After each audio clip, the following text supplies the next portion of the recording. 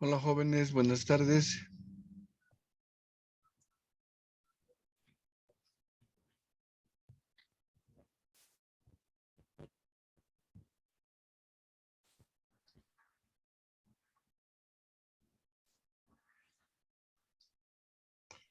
Hola jóvenes, buenas tardes. Buenas tardes, doctor. Buenas tardes, doctor. Hola. ¿Van a pasar pocas personas?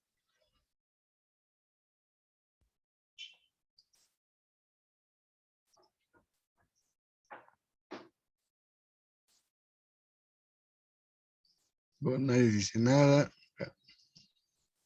Aquí les voy a torturar.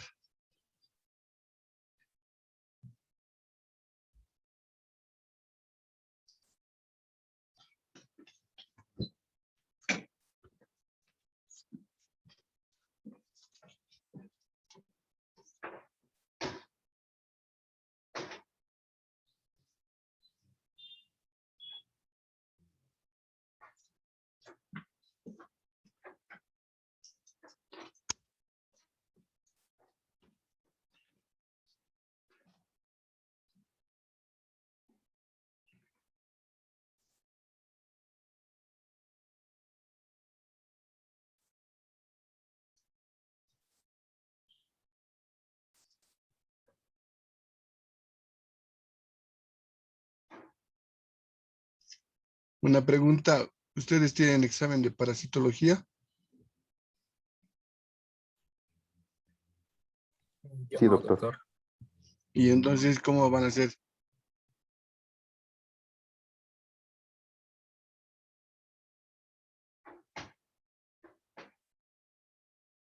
¿Se van a ir a media clase? ¿Cómo va a ser esto? A ver, cuénteme. Pues está en examen ahorita.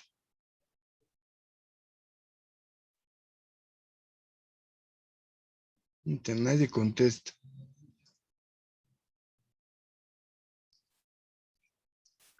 Ya.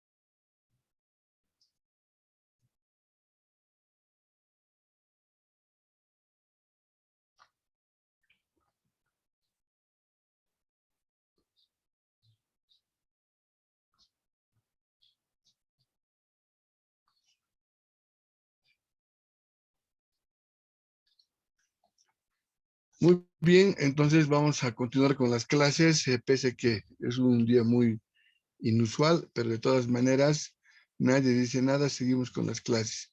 Vamos a hablar del ébola, que es un virus que produce fiebre hemorrágica con su sede en África. Para 1976 se descubre este virus en África y se le denomina ébola Zaire. ¿Por qué se le denomina ébola Zaire? Porque primero, para el año 76 no existía independencia de las naciones en África. Entonces había colonización británica, francesa y portuguesa. Entonces este mapa donde estás viendo, esto era el Zaire, que tenía 3 poblaciones, ¿no? Gabón, República del Congo y República Democrática del Congo. Eso fue después, pero todo esto era el Zaire. Entonces había muchas regiones, ¿no es cierto?, que se habían repartido entre franceses, ingleses y portugueses, y la región del Zaire le correspondía a Francia.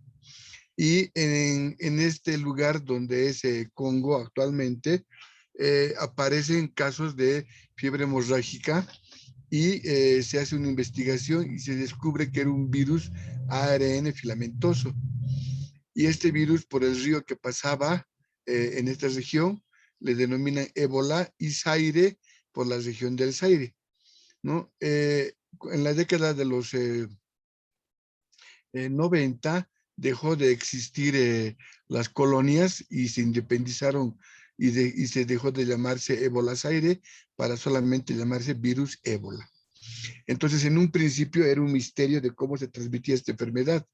¿Por qué? Porque la gente aparecía muerta, porque lo habías tocado, porque habías tenido contacto, porque habían plantado árboles. O sea, era raro, ¿no?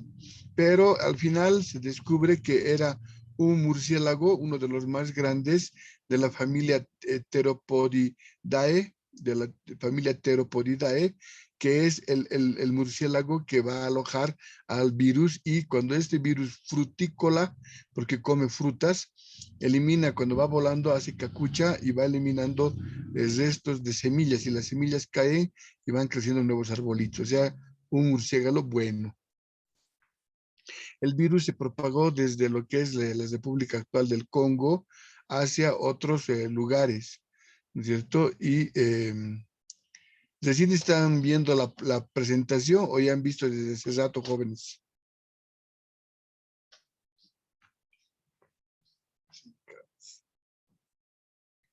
Desde hace rato, doctor. Allá, allá. Seguiré, no los perjudicaré. Sé que están en otras cosas. Por lo tanto, gracias. Se disemina a varios lugares del África, y todo era, ¿por qué? Porque el murciélago puede migrar, y al depositar en sus heces el virus, otros animales también pueden consumir, y también el humano. Entonces era una diseminación muy fácil. Entonces, el año 76 se presenta una primera epidemia con alrededor de 600 casos y con una muerte de alrededor de más de 400 casos. Entonces, si digamos son 400 casos entre 600 casos, entonces si tú haces el índice de letalidad, ¿no es cierto?, te va a dar un índice de letalidad de 66.6%. Entonces, era un índice muy alto de letalidad, que sigue siendo uno de los más altos del mundo en cuestiones de epidemias. Entonces, hacen la búsqueda, no encuentran quién era el agente, y se queda en misterio y se lo cataloga como virus de clase 4, de bioseguridad tipo 4. Entonces, después, en el año 79 hay un pequeño brote, y luego hay un silencio epidemiológico. Este silencio epidemiológico entre 79 y el 94 no se debe a que qué habrá pasado con el virus. Es que aquí se estaban independizando, o sea, dejaban de ser colonias, el Zaire y otras regiones, y comenzaban a independizarse Sudáfrica, Angola, Zambia, Camerún, Nigeria, y ocurren muchas guerras. ¿Por qué? Porque se dan cuenta que había mucho dinero, mucha plata, mucho oro, piedras preciosas, pieles, ¿no?, petróleo. Por lo tanto, oro, todo lo demás. Ocurren varias guerras donde se independizan, pero lleno de guerras. Por lo tanto, si morían, era igual que mueran en un balazo o que mueran por el virus. Por lo tanto, este silencio epidemiológico se debe a esa etapa. Después del 94 hay un pequeño brote, el 95 más, otra vuelta, el 96 baja, y así, si se dan cuenta, son 14 brotes, 14 epidemias. 1, 2, 3, 4, 5, 6, 7, 8, 9, 10, 11, 12, 13, 14. Y el 14, para que recuerden, 2014. Entonces, la gran epidemia del 2014 es la peor porque había ya el doble de la primera, de 600, había 1,200. Y de muertos que antes había alrededor de 400 y más, había más de 600.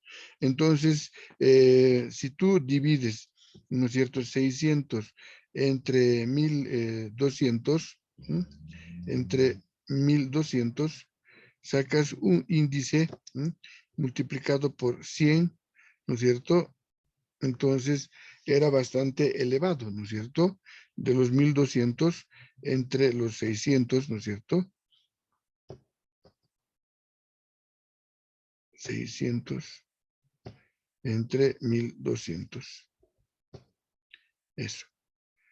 Y multiplicado por 100, sale 50%. Entonces aquí inicialmente era 66% de letalidad.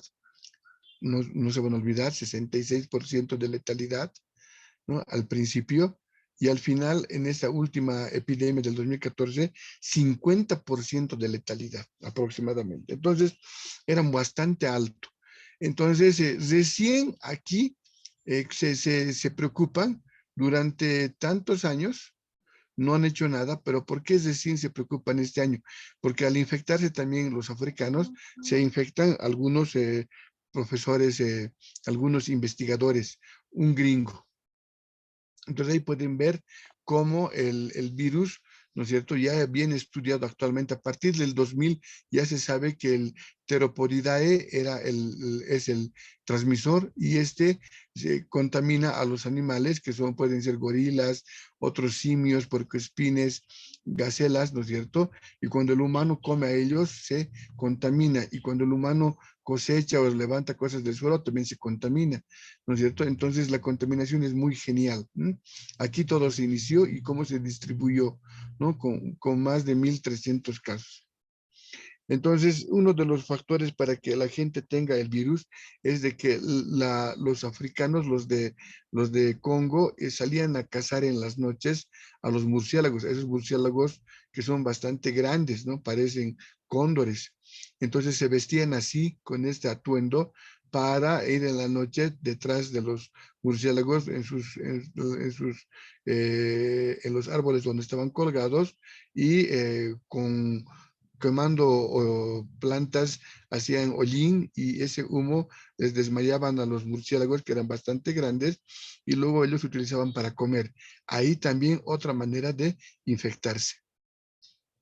Y de ahí puedes ver con esto que la fuente de infección es el murciélago Pteridinidae, ¿no es cierto? Y puede contaminar a otros animales, y si el humano tiene contacto con otros animales o con el suelo, se infecta. ¿Qué le va a dar? Fiebre, dolor muscular, debilidad, ¿no es cierto? Y hemorragias internas, ¿no? Más o menos como dengue. El virus, al ingresar, se replica en el citoplasma, ¿no es cierto? Y al replicarse en el citoplasma, ¿no es cierto?, se elimina y vuelve a contaminar a otras células, ¿no? Estos son los síntomas: una fiebre, dolores articulares, dolores musculares, ¿no es cierto? Y lo principal, la hemorragia interna. Entonces, eh, antes del 2014, así es cuando la OMS mandaba a los personeros de la Organización Mundial de la Salud, que eran los mismos africanos, que se vestían con esos trajes como astronautas, y entraban a las casas para, como pueden ver acá, está haciéndole un hisopado nasal para verificar si realmente tenía ébola.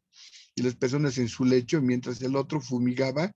¿Por qué? Porque es tan mortal que las secreciones de las personas no pueden contaminar. El suelo está contaminado con las heces de los murciélagos, que puede contaminar. Los animales también están contaminados. Por lo tanto, no, válgame Dios, la peor de las epidemias. Y así es como ellos trabajaban. Esta mujer con pánico, ¿no es cierto?, porque su niño ha fallecido, se lo están sacando empaquetado, y como hay mucha guerrilla, entonces su marido no sabemos si es de las fuerzas leales o de las contras, pero se la pasan guerreando. Sabemos que si ha estado mucho tiempo la mamá con su guagua, esta señora se va a morir igual que su marido. Y por eso que miren acá, la vestimenta, el atuendo totalmente nivel 4. Y cuando se morían les llevaban a enterrar y para enterrarles, ¿no es cierto? Lo que pasaba era que tenían que hacer en fosas comunes, como pueden ver acá, con varias crucecitas, y los enterraban y los depositaban, ¿no? Todos ellos con atuendos nivel 4, pero aquí el que dirige, Macho Men, se contamina también. Pero ya les había contado que había habido un gringo que se infectó.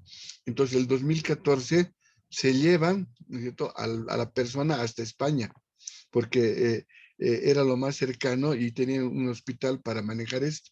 Por eso ahí entre chiste y chiste le dice, haz las maletas, nos vamos a España y en avión, ¿no es cierto? Y se lo llevaron a la persona infectada hasta España. Lo malo es de que en el hospital español no tenían la costumbre de las medidas de nivel 4 de bioseguridad. Por lo tanto, la enfermera tiene contacto con el paciente y se contagia. Y esta enfermera habla con los otros que habían llegado, los otros militares y personeros de otros países y también se contagia. Por lo tanto, cuando regresan a todos a sus países, se van contagiados con la peor fiebre hemorrágica, con el ébola, ¿no? O sea, durante 14 años estuvo guardado en el África. Basta que una persona haya sido infectada y no hayan cumplido las normas de bioseguridad, entonces de ahí pueden ver cómo llega Francia, Alemania, Noruega, Gran Bretaña, Estados Unidos, ¿no es cierto? Y se disemina gracias a eso. Ahí pueden ver, ¿no es cierto?, el 2014, cómo se ha diseminado ¿no?, con tantos casos en Alemania, en Francia, en España, ¿no es cierto?, que por culpa de llevar al paciente a otro país y no cumplir con las reglas de bioseguridad, ocurre todo esto. Ahí pueden ver, ¿no es cierto?, cómo se disemina la enfermedad en el porcentaje gracias a los viajes intercontinentales por avión. Entonces, las personas, como el tiempo de incubación era una semana, viajaban sin ningún síntoma, ni fiebre, ni nada, y cuando llegaban a sus lugares de origen, comenzaban a tener los síntomas. Y más bien que como se levantó la alarma de que había un caso en España de transmisión interhumana, entonces todos los que llegan a sus diferentes lugares comienzan a ser aislados para que no se contagien al resto y no se produzca una pandemia. Más bien que no ocurrió eso y se quedó en la gran epidemia del 2014. Pero tenía que ocurrir la epidemia del 2014 para que recién los gringos hagan algo, porque desde el año 76 al 96 al 2006, ¿no es cierto? Son 20 años, 7, 8, 9, 10, 11, 12, 13, 14, son 8 años. 28 años después, 28 años después, recién los gringos, porque se han afectado los gringos, comienzan a hacer una vacuna. Y para hacer una vacuna es como la vacuna del coronavirus, una de las vacunas del coronavirus con vector. Entonces, este es el virus del ébola, donde tiene muchas glucoproteínas en su superficie. Entonces, una de estas glucoproteínas de superficie la sacan y la insertan a dos virus inactivados de animales. El virus de la estomatitis vesicular de las vacas, ¿no?, de las aftas de las vacas, y el adenovirus del chimpancé. Entonces, con biología celular, con biología molecular, sacan la glicoproteína del ébola y la insertan en virus de la estomatitis vesicular de las vacas, pero atenuado, inactivado, y al adenovirus del chimpancé también atenuado.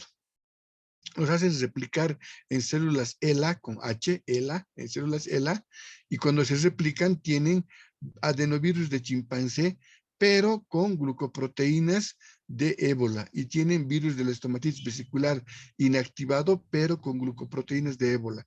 Eso es con vector. Entonces, como vector, como transmisor, este está llevando la información del otro virus, del que queremos.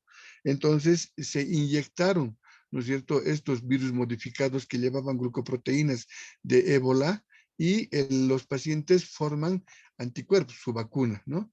Y ellos formaron anticuerpos contra estas glucoproteínas y cuando tenían contacto con el ébola, entonces la glucoproteína no deja que ingrese cuando ingresa el virus del ébola, los anticuerpos no permiten que la glucoproteína facilite el ingreso a la célula hospedera, por lo tanto, está inmunizado el paciente. Estos se han hecho vacunas con vector, y eso es lo que se ha hecho actualmente. Entonces, cuando la gente dice que están haciendo un experimento con el coronavirus, ya se hizo en el 2014 vacunas con vector y que son fabulosas. Entonces, para terminar esta parte del ébola, ¿no es cierto? For that smooth refreshing taste, ¿no es cierto?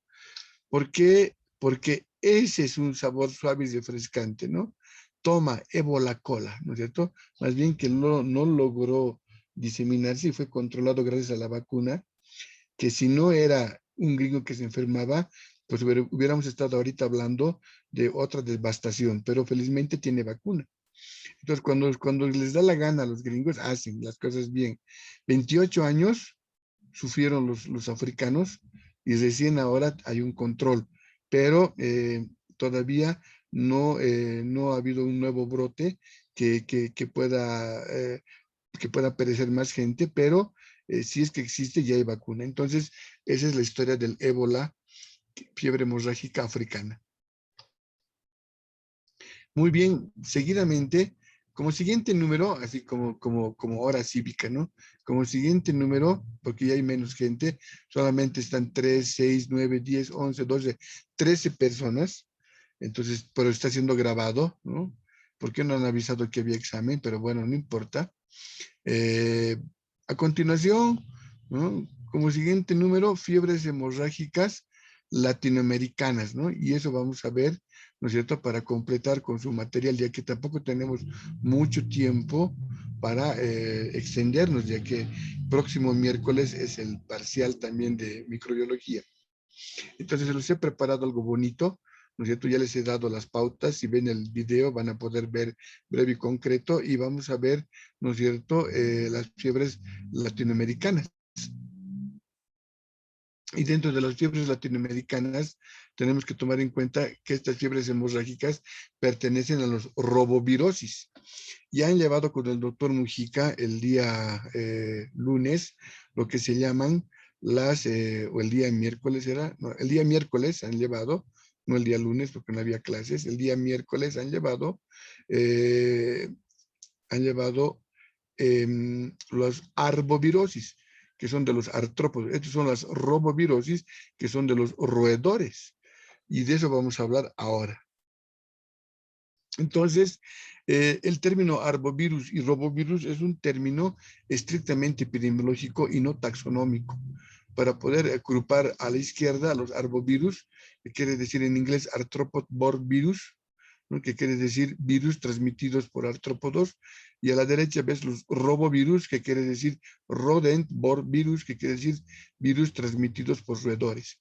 Los que han visto con el doctor Mujica de dengue, zika y chikungunya, más fiebre amarilla que también le ha dado, está transmitido por insectos o por garrapatas. Por ejemplo, por insectos el virus del dengue, que son 4, DEN 1, DEN 2, DEN 3, DEN 4, y por garrapatas, por ejemplo, el virus de la encefalitis de San Luis, por ejemplo, ¿no?, que no llevamos porque son de Estados Unidos y no nos pertenece y perderíamos mucho tiempo. Robovirus, el rodent borne virus, transmitidos por roedores como de la familia Murine, y otros vertebrados como los murciélagos. Entonces de ahí tenemos el virus Hanta, que van a ver el lunes, que son virus transmitidos por roedores, hantavirus, ¿no? Y el ébola, que acabamos de decir, que es un arenavirus transmitido por vertebrados pequeños como los murciélagos. Entonces, los robovirus engloban a los hanta, a los de hoy día y a los del ébola. Los rodovirus son de la familia Arenaviridae y se les dice Arenaviridae porque cuando han visto al microscopio parece que tuviera arena, ¿no es cierto? Son los arenavirus. Si hacemos una parte histórica, ¿no es cierto? El primer virus, el primer arenavirus fue descubierto en el año 33, que es el virus de la coriomeningitis linfotrópico, ¿no? ¿No? Con 14 virus. Y luego el 2009, ¿no es cierto?, con el virus Luna. El 56 se descubrió el virus Tacaribe en Venezuela, llamado actualmente complejo Tacaribe, con 25 virus. En Cochabamba, el 2008, se publica que existe un nuevo virus, un nuevo arenavirus, el virus Chapare. Y este virus Chapare es de la fiebre hemorrágica boliviana. En 1970 se separa de los arbovirus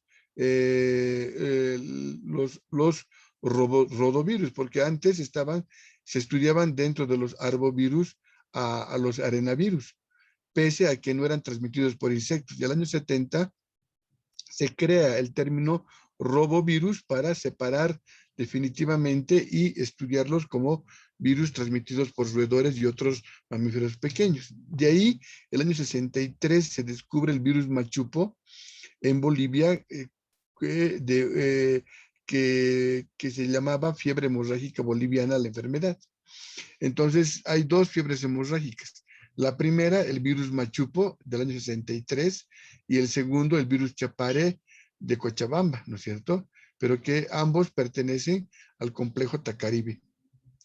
Después, un día, como el virus machupo y el virus machupo está transmitido por el roedor Calomis callosus, entonces, al estar buscando roedores Calomis callosus y buscando virus machupo, se encuentra en el año 73 otro virus parecido al machupo, que era un arenavirus, y le denominan virus latino, pero que no produce fiebre hemorrágica,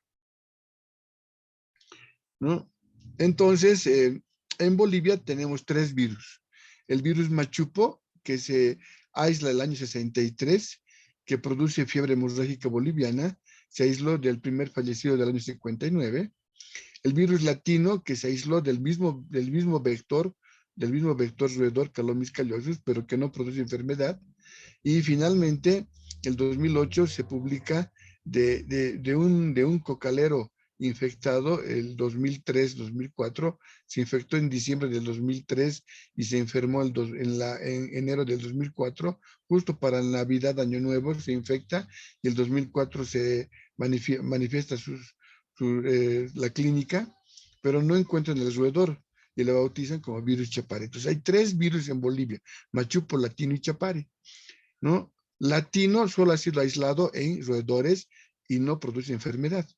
Machupo ha sido aislado en roedores Calomis callosus y produce enfermedad, fiebre hemorrágica boliviana.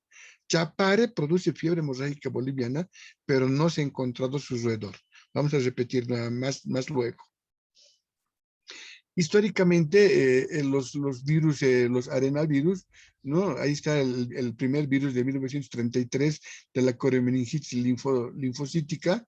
Es una fiebre hemorrágica del viejo mundo, cuyo roedor es el Mus domesticus, ¿no? Aquí, que es el ratón doméstico, que estaba en Sudáfrica, en Estados Unidos, en España y en Australia. Entonces, ahí está circulando esta fiebre hemorrágica, ¿no? Que es del viejo mundo, ¿no? De Australia, después pasó a España, de ahí a África, Sudáfrica, y de ahí a Estados Unidos. La fiebre Lassa también es una fiebre hemorrágica del viejo mundo, ¿no es cierto? El virus Lassa, cuyo roedor, lo están viendo ahí, el que te está mirando, Mastomys spp. Y también está circulando en los mismos lugares, en Australia, en España, en Estados Unidos y en Sudáfrica. Y los que nos interesan son los virus de la fiebre hemorrágica, de los arenavirus, pero latinoamericanos. Uno de los más importantes es el virus Junín, ¿no? Que produce la fiebre hemorrágica argentina, y cuyo roedor transmisor es el Calomis musculinus. Luego tenemos el guanarito, que produce la fiebre hemorrágica venezolana, virus guanarito se llama, y su transmisor es el roedor, ¿no? Sigodontomys brevicauda, ¿no es cierto? Entonces, de Venezuela. Y los de Bolivia son estos tres. El primero en haberse encontrado es el virus machupo, cuyo reservorio es el Calomis callosus, fiebre hemorrágica boliviana, ¿no? El virus latino también se encontró en el Calomis callosus, pero no es patógeno para el humano, ¿no? Y el virus chapare, el famoso virus de chapare, que tenemos un reservorio desconocido, no sabemos qué roedor es, pero también produjo fiebre hemorrágica boliviana. Entonces, todo comienza en 1959, perdón, en 1963, cuando una misión del MARU, el MARU es el Middle American Research Unit, es la unidad de investigación de Mesoamérica o de Centroamérica con sede en el canal de Panamá, ¿no es cierto? Y que pertenecía a las Fuerzas Armadas de Estados Unidos, ¿no es cierto? Donde, como ellos han construido el canal de Panamá los gringos, entonces construyen un instituto bajo tierra de nivel 4, el MARU, el Middle American Research Unit, ¿no es cierto? Que es donde se investigaban virus hemorrágicos. Entonces vamos a traducir. La unidad de investigación de América Central fue establecida en la zona del Canal de Panamá, etcétera, etcétera, etcétera. Se realizaron allí importantes estudios sobre enfermedades tropicales durante 15 años. Entonces después se cambió de nombre, ¿no es cierto? Y actualmente se mantiene en el Canal de Panamá ese instituto de nivel 4 donde se estudia a los virus más mortales del mundo, el famoso MARU. Entonces, todo comienza en el año 52. Ocurren varias infecciones en varias poblaciones del Beni y la gente va muriendo y no sabían de qué. Entonces, cuando en el año 63 llega a San Joaquín, hubo muchos casos, ¿no es cierto?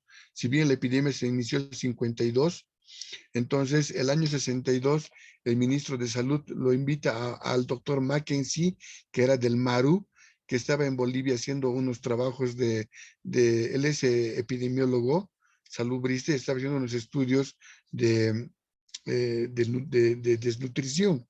Y le dice, ¿por qué no viajamos al Beni, a San Joaquín, que desde el año 52 ya son 10 años que la gente se enferma y se muere con una hemorragia interna? ¿No será un virus? Ya que ustedes tienen su instituto, el MARU.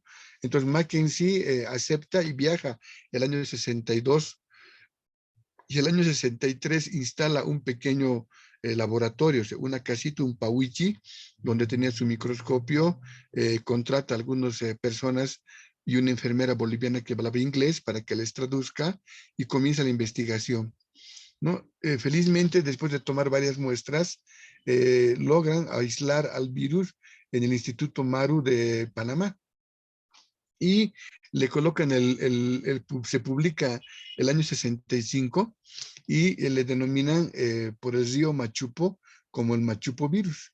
Y el río Machupo es un río que está atravesando la región de San Joaquín. Aquí está el río Machupo. Entonces, gracias a Mackenzie se logra hacer esta actividad, ¿no? Este descubrimiento de la fiebre y actualmente en los libros de medicina interna van a encontrar como fiebre hemorrágica boliviana, ¿no? Después, este instituto, ¿no es cierto?, del MARU que están viendo aquí, ¿no es cierto?, el famoso MARU, ¿no es cierto?, el Middle American Research Unit, se convierte en el Instituto de Alergología y Enfermedades Infecciosas, que cambia de nombre, ¿no? Pero si ustedes pueden ver que en ese instituto se descubrió el Machupo virus, causante de la fiebre hemorrágica boliviana, y también se hicieron varios descubrimientos de otros arenavirus cuyos reservorios son los roedores. Entonces, gracias a la intervención de Mackenzie por el ministro de la época, del año 63, se puede tener, ¿no es cierto?, quién eran los agentes que nos estaban arruinando la vida. Pero la historia sigue. Y el año 2003, 2004, un cocalero de 22 años de Samusabeti, del Chapare, tiene el 4 de enero síntomas de dolor de cabeza. Él se había infectado precisamente para las fechas de Navidad, Año Nuevo, 2003, y la primera semana del 2004 él manifiesta síntomas congruentes con fiebre hemorrágica. Como se descarta dengue, porque siempre hay que descartar con dengue, entonces este paciente muere con hemorragia, dolores musculares, ¿no? Y no tenía antecedentes de viajes ni contacto con otras personas, y se aísla el virus nuevamente en el Maru, y se le bautiza como Chapare, por donde vivía el joven, y también era de la misma familia de los arenavirus. No se encuentra el roedor, se sospecha que es un roedor, ¿no es cierto? Entonces, tanto los virus machupo como chapare son agentes de la fiebre hemorrágica boliviana, pero el chapare, virus chapare no tiene roedor, no se ha encontrado, ¿no? El virus latino, como dice aquí, se encontró en el Calomis callosus, en el roedor del machupo, pero no causa enfermedad. Entonces, estamos repitiendo lo que hemos mencionado al principio. Entonces, ¿cómo es la transmisión de estos arenavirus? ¿No es cierto? El año 63 se descubre, 65 se publica que el virus machupo de la fiebre hemorrágica boliviana se transmite por secreciones de los roedores, nasal, faringea, heces, orina, ¿no? Y la gente, como barría mucho las heces, todos estos de los roedores que marcan su territorio, aspiraban y se enfermaban. El año 73 se descubre el virus latino que no transmite al humano, ¿no es cierto? Y ambos tienen un vector roedor transmisor que se llama Calomis callosus. El 2003 al 4, el caucalero se enferma, ¿no es cierto? No el que sabemos, sino este señor de Samusabeti. El 2008 se publica como virus chapare, que produce fiebre hemorrágica boliviana, pero que es desconocido su transmisión. Es decir, cómo se habrá infectado nadie sabe, porque no hemos encontrado al roedor vector, ¿no? Entonces, con su roedor vector desconocido. Entonces, ¿cómo se transmite? Se transmite de roedor a humano, en el caso del machupo, ¿no es cierto? Por las secreciones nasofaringes, orina y heces. En el año 71, después de lo que se descubre el machupo, ocurre un brote de 5 casos. Una niña, una estudiante de enfermería que vivía en el Beni, regresa a Cochabamba para seguir estudiando. Cuando regresa es hospitalizada. ¿Por qué? Porque tenía fiebre, cefalea, malestar general, le hacen laboratorio, tenía leucopenia, plaquetopenia y comienza con hemorragias internas. Entonces su tía le va a cuidar, le limpiaba sus mocos, sus secreciones, sus babas, y tenía mucha pena de su sobrina estaba en mal estado. Su profesora, la tercera, va a visitarle, la enfermera, y le daba pena, era la jefe de enfermeras, que su alumna está tan enferma, ¿no es cierto? Y por último, primero se muere la niña, la joven, que vino del Beni, y después, ¿no es cierto?, se muere la enfermera, que era la jefa de enfermeras, su profesora, y después se muere su tía, que es la que limpiaba los mocos, la baba, ¿no? Y el patólogo hace la autopsia, el patólogo, y cuando el patólogo se pone nervioso, al cortar el colon, le salpica cacucha del colon a su cara, y él recién se había afeitado. Le limpian inmediatamente, y a la semana se enferma y se muere. ¿Todos con qué síntomas? Los 4. Fiebre, cefalea, malestar general, plaquetopenia, leucopenia, dolor abdominal, hemorragias. Repito, fiebre, malestar general, dolores articulares, dolores musculares, plaquetopenia, leucopenia, dolor abdominal, hemorragia. Y todos esos síntomas son de dengue, pero no era dengue, ¿no es cierto? No era dengue. Entonces, todos ellos fallecen, los 4, y se avisa de que su tío, el quinto, en Beni, había muerto con fiebre hemorrágica boliviana por machupovirus, que le diagnostican en el laboratorio. Entonces la sobrina se contagió con el tío, regresó y se contagiaron todos, pero con transmisión interhumana, ya no es roedor humano. Y esto fue toda una tragedia en Cochabamba. Entonces, hacerle un homenaje al patólogo, el doctor Donato Aguilar, que se contaminó por las fecas del cadáver, por los folículos abiertos del rostro después de afeitarse. No debemos olvidar a estos mártires de la medicina, como el doctor Donato Aguilar, y la transmisión interhumana por secreciones y fluidos orgánicos. Entonces ya se sabía que se podía haber transmisiones interhumanas. La OMS, ¿qué dice? La OMS publica y dice, la fiebre hemorrágica boliviana, cuyo transmisor es el Calomis callosus y el virus principal es el machupo virus, se transmite entre roedores por sus secreciones. Y también el humano se puede contagiar por contacto directo con el ratón o inhalación de sus excretas. Pero también la misma OMS propone que hay una posible transmisión persona a persona, o sea que ya se sabía que aparte de la transmisión con roedores también puede haber interhumana. Entonces, para buscar más detalles, he revisado el libro de el tratado de SEIMP, SEIMP, que quiere decir Sociedad Española de Infectología y Microbiología Clínica de Enfermedades Infecciosas y Microbiología Clínica.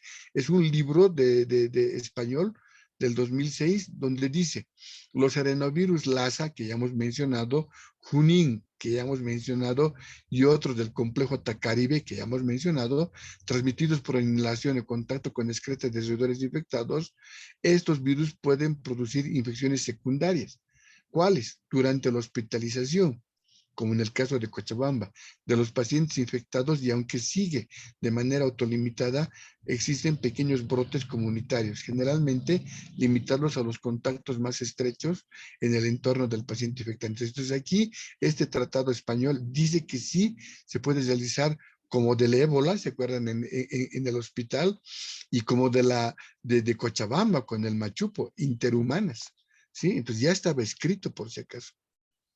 Otro libro es el Manual Oxford de Medicina Tropical del 2016, que dice, los virus hemorrágicos sudamericanos se transmiten por contacto de excremento de roedores, pero como el Lassa es posible también su propagación de humano a humano durante el contacto cercano, como la mamá, como la tía, la enfermera. Son virus Junín de la fiebre hemorrágica argentina, virus Machupo y Chapare de la fiebre hemorrágica boliviana. Es decir, que interhumana puede ser, y está escrito en el Manual Oxford de Medicina Tropical. Entonces, en este libro del control de las enfermedades transmisibles de Heyman, que sale cada año una edición de Estados Unidos, dice que la fiebre hemorrágica boliviana es una enfermedad febril aguda que se incuba entre 7 a 15 días, cuyos síntomas son malestar general, dolor retroorbitario, congestión, fiebre, postración, ¿no? Medio que inespecífico, ¿no? El libro de Papadakis, que es una como de medicina interna que se llama Diagnóstico Clínico y Tratamiento de Papadakis, en su edición del 2013, habla de la fiebre hemorrágica boliviana y dice que su incubación es de 2 a 21 días, que los síntomas iniciales son similares a la gripe, hay una leucopenia, hay hemorragia, hay insuficiencia orgánica, mal estado general y muerte después. Entonces, el 2018, justo el 2018, el Ministerio de Salud de Bolivia publica la guía para la vigilancia y control de la fiebre hemorrágica boliviana, el 2018, donde dice que es una enfermedad febril aguda con una incubación en promedio de 15 días y el paciente comienza con síntomas generales graduales como malestar, cefalea, dolores de retroorbital, congestión ocular, fiebre, diaforesis, postración, temblores, bradicardia, también inespecífico. Y así dice el texto del 2018. Pero el 2019 hay un brote inusitado de fiebre hemorrágica boliviana, pero en La Paz, en Caranavi, para ser más exacto. Ya se conocía el del Chapare, virus Chapare, y el del virus de San Joaquín, que es el Machupo. Pero este es el raro, el de La Paz, ¿no es cierto? Que no había, porque esto es acá, esto es el 2019, después de que es publicado el texto. Entonces, como había un caso probable de fiebre hemorrágica boliviana, pero en Caranavi, ¿no es cierto? con probables contactos humanos. Entonces se reúne de emergencia la unidad de epidemiología del Ministerio de Salud, la unidad de epidemiología del CEDES La Paz, la Sociedad Científica Boliviana de Infectología, donde se hace presente la doctora Velasco, médicos clínicos y epidemiólogos de la Caja Nacional de Salud, de la Caja Petrolera, médicos de la OPS. El domingo 5 de julio se reúnen y determinan todo el auditorio del gastro lleno cómo se debe definir caso sospechoso de fiebre hemorrágica, porque teníamos un caso raro, ¿no es cierto?, de probable fiebre hemorrágica en Caranave. Que ya no era el del San Joaquín, el del Machupo o el del Chapare del 2003 o 2004. Era uno nuevo, el 2019, en Caranave, aquí cerquita. Entonces definen todos reunidos y dicen, caso sospechoso es aquel paciente que reside o viajó a zona endémica o que tuvo contacto con caso probable o conformado y dentro de 21 días presentes. Y que presenta fiebre más uno de los siguientes síntomas: cefalea, mialgia, artralgia, dolor abdominal. Entonces, siempre el síntoma principal, ya les he dicho, es la fiebre. Y que puede tener o cefalea, o dolor muscular, o dolor articular, o dolor abdominal, como les he mencionado, o todos, más laboratorio leucoplena plaquetopenia. Entonces, siempre tienen que agradarse de la fiebre, leucopenia, plaquetopenia, y puede haber cefalea, mialgia, artralgia, dolor abdominal. Ese es paciente sospechoso. ¿Cuándo decimos que es paciente probable? Cuando el paciente sospechoso que tenía, que estaba en zona endémica más de 21 días, fiebre, cefalea, mialgia, etcétera, leucopenia y plaquetopenia, además de esto, presenta hemorragias y alteraciones neurológicas, y con laboratorio de que se haya descartado dengue negativo. Entonces, cuando ya tienes eso, dices caso probable. Entonces, caso confirmado es todo lo del caso sospechoso, todo lo del caso probable, descartado dengue, más, ¿no es cierto?, laboratorio para arenavirus positivo, ya sea por aislamiento viral o por biología molecular. Entonces, de esa manera tú ya puedes decir que y eso hace porque el caso estaba cerca. Entonces, ¿qué pasa el 2019? ¿No es cierto? El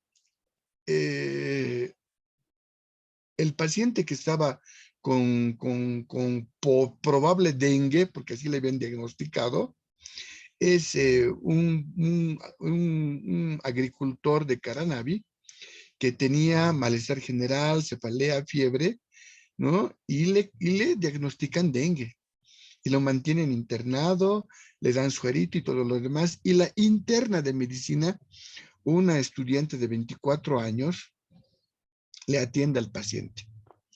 Entonces, este paciente varón de Caranavi se interna el 7 de mayo ya con hemorragias, porque ya estaba grave. Y le dicen dengue grave, porque el dengue grave es con hemorragia. Entonces, la interna de medicina le atiende. Después el agricultor fallece el 12 de mayo. Pero había tenido contacto interpersonal, humano, como hemos mencionado hace rato, con el paciente. Y la interna de medicina debuta con fiebre el 20 de mayo. Le avisa a su mamá y dice, mamá, estoy con dengue, jijiji. Y su mamá, hijita, tienes que cuidarte. Y la niña le hacen las pruebas de laboratorio, ¿no es cierto? Y pese a que la serología era negativa, ella tenía leucopenia, plaquetopenia, y le califican como dengue sin signos de alarma. Pero tenía serología negativa para dengue.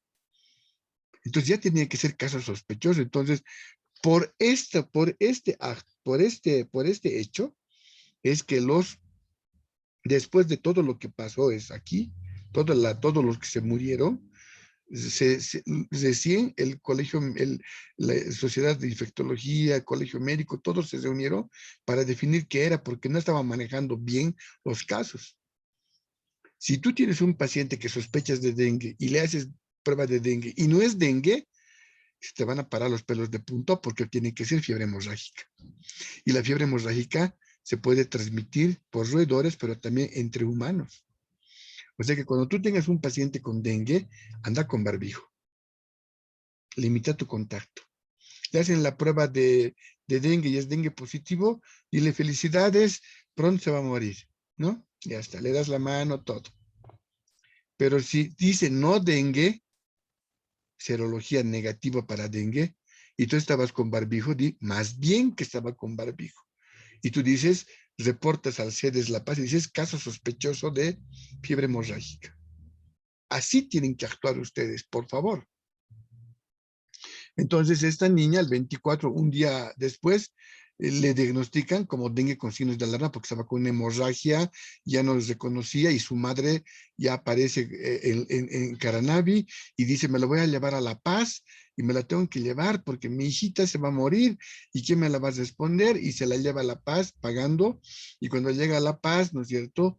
No sabía qué hacer en La Paz porque ningún seguro le quería atender, porque además no tenía seguro y por gestiones, ¿no es cierto?, de la doctora de salud pública, ¿qué se llama la jefa de salud pública? La doctora Alanes, ella es la que gestiona que le atienda en el gastroenterológico porque su diagnóstico era hemorragia digestiva. Entonces entra, ¿no es cierto?, como hemorragia digestiva. El 27 de mayo, justo el Día de la Madre, estaba, según ellos, dengue grave con shock, pero no tenía dengue porque la serología seguía siendo negativa, ¿no? Era todo un lío. Y le atiende mi amigo Gustavo Vidal, es el gastroenterólogo, le hace la endoscopía y verifica que tenía hemorragia digestiva baja. Parece que la niña cuando le hace la endoscopía se vomita y contamina, y mi amigo que estaba sin barbijo, esas gotículas que salen atomizadas, creo que aspira. Y el contacto con médico hace de que después de fallecer la interna de medicina de 24 añitos de la UMSA, el doctor entra con fiebre, con malestar general y lo internan de emergencia al doctor Vidales, acá en el gastro. Y lamentablemente el 10 de julio fallece Gustavo Vidales, mi compañero de internado. Lamentablemente. Bueno, entonces, tomar en cuenta que el contacto interhumano es factible y la transmisión también. Entonces, el 18 de julio, la OPS saca la alerta epidemiológica de fiebre hemorrágica por arenavirus en Bolivia y dice, en el Estado Plurinacional de Bolivia, se encuentra en curso la investigación de un brote de fiebre hemorrágica causada por un arenavirus, con casos reportados en personal de salud. Ante ello, la Organización Panamericana de la Salud y la Organización Mundial de la Salud recuerda a los Estados miembros sobre la necesidad de permanecer vigilantes y fortalecer la implementación de las medidas de prevención y control de infecciones en todos los niveles de atención en los servicios de salud. O sea, se estaba hablando de algo grave que podía diseminarse y podía enfermarse mucha gente, pero comienzan a poner los frenos, pero ya había muertos. La misma declaración dice, respecto a la confirmación por laboratorio, el Centro de Enfermedades Tropicales CENETROP de Santa Cruz, en colaboración estrecha con la rama de patógenos virales, ¿no es cierto?, de los centros del CDC de Atlanta, del CDC de Atlanta, centro colaborador de la OMS, han reportado la identificación de un arenavirus. El arenavirus identificado fue parcialmente secuenciado y muestra una alta similitud con el virus Chapare. Por lo tanto, el brote del 2019 fue por virus Chapare. Grave. Y hemos estudiado hoy, y si no están presentes, pero van a ver la filmación, también es la transmisión interhumana. Y les he mostrado como 3 libros para que vean que es cierto. Pero no todo es tan bonito, sino es que este año, en Teo Ponte, dice, el Ministerio de Salud informó, esto es el periódico El Comercio del Perú, informó este jueves 15 de julio del 2021 que un equipo multidisciplinario se dirigió hacia una región boliviana por un pequeño brote de arenavirus que ya fue controlado por los especialistas. Nadie hablaba nada. Yo llamaba al CEDES, le preguntaba a mis amigos y me decían, ¿acaso? ¿En serio? ¿De dónde, pues? Nadie quería hablar, era secreto de Estado, pero el periódico peruano ya lo publicó. El equipo de especialistas del Ministerio de Salud viajó a la pasada semana a un campamento minero en el municipio de Teoponte, que está ubicado en La Paz, para verificar un caso de arenavirus en el lugar, según un comunicado difundido el jueves 15. Los expertos verificaron un caso positivo de fiebre hemorrágica por arenavirus en una niña de 11 años del lugar, de acuerdo al boletín. Es el único caso positivo en la zona, por lo que se realizaron acciones de contención para evitar más enfermos. En el lugar, los especialistas identificaron 3 especies de roedores que podrían ser los transmisores. El Ministerio de Salud realizó acuerdos con la empresa minera, donde se detectó el brote para que se garantice el saneamiento ambiental. El CEDES La Paz, ¿no es cierto?, acordó para que se realice la desratización, o sea, hay que matar a los roedores porque ellos son los que transmiten, con la finalidad de evitar más casos de esta enfermedad. En este mes, ¿no es cierto?, en julio, ¿sí?, CEDES La Paz emitió una alerta sanitaria que hablaba de 2 casos positivos. El arenavirus se puede contagiar al entrar en contacto con fluidos corporales de la sangre, saliva, orina del roedor, pero también del humano. Entre los síntomas están fiebre, dolores articulares, mialgias, además de hemorragias en encías, hemorragia intermamacía, coagulopatía, ¿no es cierto?, y muerte del paciente. El 2019, lo que hemos hecho hace rato, se registró un brote de Bolivia con 5 contagios originados en Caranavi, en los Yungas de La Paz, de los cuales uno solamente sobrevivió. Entonces, jóvenes, ya terminando la clase, que exactamente está durando 1 hora, no hay que olvidarse de mi amigo Gustavo Vidales, que dio su vida, ¿no es cierto?, con fiebre hemorrágica boliviana. Y mi homenaje a él, porque él fue mi compañero de internado. Cuando estábamos en internado, él siempre era bastante alto, yo el más pequeño, aquí estoy, ¿no? Entonces, un homenaje a él y esperemos con las recomendaciones que se les ha dado que nunca más nadie del personal de salud se enferme con fiebre hemorrágica boliviana, que también se puede transmitir interhumana. Gracias, jóvenes, ¿no es cierto? Eso es lo que les quería dar. Van a disculpar que haya comenzado la clase y 20 y casi 25, porque estaba preparando cultivos con los ayudantes en la facultad para que la próxima semana hagan sus prácticas correspondientes, que ya estamos terminando. Así que por ese motivo he llegado tarde, ¿no? Pero de tal manera, yo sé que son pocas gentes, son 11 personas que han quedado sobrevivientes. El resto está dando examen de parásito, pero tiene que continuar la clase. Por eso el show debe continuar y cuidado con olvidarse que también es interhumana la infección. Listo, niños, yo les agradezco mucho. Digan chao para que nos vayamos. Hasta luego, doctor. Chao. Chao, eso, bien, Luis. ¿Sí? Así que yo sé que se tenían que retirar, no importa, sí, no importa porque tienen examen. Yo les auguro lo mejor, que les vaya bien, angelitos. Y bueno, pues vámonos, ¿sí? La clase ya seguramente ya va a estar vigente y aquí terminamos. Chao, chao.